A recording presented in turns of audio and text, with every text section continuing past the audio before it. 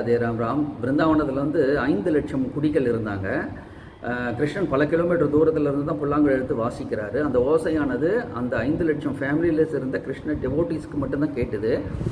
அவர்களுக்கு அது வெளியிலிருந்து கேட்டவுடைய ஓசை இல்லை, அது இன்னர் கால், அது அந்தரியாமையாக வரக்கூடிய ஒரு ஓசை. அதை உடனே அவங்க அக்செப்ட் பண்ணிக்கிட்டு, நான் பிஸியாக இருக்கேன், ஃபேமிலியில் அலோவ் பண்ண மாட்டேங்கிறாங்க அப்படிங்கலாம் இல்லாமல் எல்லாத்தையும் தூக்கி எறிந்து விட்டு அவங்க கிருஷ்ணனுக்காக ஓடினார்கள்.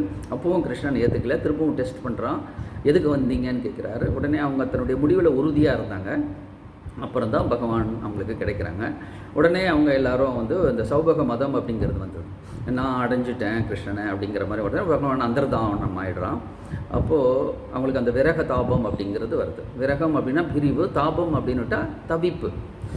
ஸோ இது எப்படின்னுட்டா எரிபொருள் இருக்குது, நெருப்பு ரெண்டும் சேர்ந்ததுனா தான் ஃபயர் அப்படிங்கிறது வரும் இல்லையா. இப்போது ஒரு இரும்பாக இருந்தாலும் சரி, தங்கமாக இருந்தாலும், ஈவன் வெண்ணையாக இருந்தாலும் அந்த ஹீட் இருந்தால் தான் அது உருகும் இல்லையா. எப்போது அந்த ஹீட்டுனால் தன்னுடைய திடத்தன்மையை அது இழக்கிறதோ அப்போ தான் அது இறைவனுடைய உண்மையான ஒரு பேரானந்த நிலையை அது உணர முடியும்.